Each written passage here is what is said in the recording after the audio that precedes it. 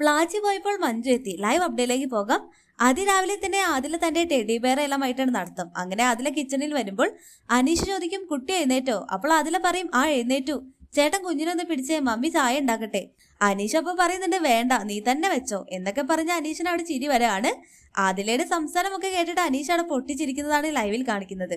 ഒടുക്കം പ്ലാച്ചി പോയി മഞ്ജു എത്തിയതോടും കൂടി ഷാനാസൊക്കെ ചോദിക്കും, പ്ലാച്ചിയുടെ സീസൺ കഴിഞ്ഞപ്പോൾ മഞ്ജുവിന്റെ സീസൺ തുടങ്ങി.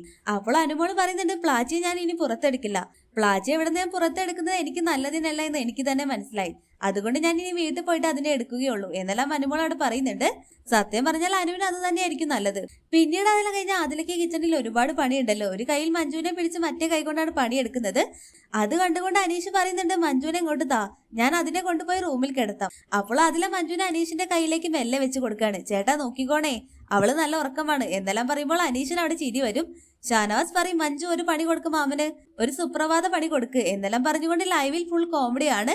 ഒടുക്ക അനീഷ് മഞ്ജുവിനെ കിടത്താൻ നിൽക്കുമ്പോ അനീഷ് പറയും, അയ്യോ മഞ്ജു കരയുന്നു. അത് കേട്ട ആദില, എന്നാ പോണ വഴിക്ക് കുറച്ച് പാല് കൊടുക്കണേ എന്നെല്ലാം പറയുമ്പോൾ പൊട്ടിച്ചിരിക്കുന്ന അനീഷിനെല്ലാമാണ് ലൈവിൽ കാണിക്കുന്നത്. അനീഷ് ആദിലയുടെ കയ്യിൽ നിന്ന് ചോദിച്ചു വാങ്ങി. പിന്നീട് അനീഷാണ് മഞ്ജുവിനെ കൊണ്ടുപോയി ബെഡിൽ കിടത്തുന്നു, പൊതിപ്പിച്ചു കൊടുക്കുന്നു. അത് കണ്ടുകൊണ്ട് അനീഷിനും ചിരി വരും, ഷാനവാസിനും ചിരി വരും. രണ്ടുപേരും ഒരേ ചിരിയാണ്.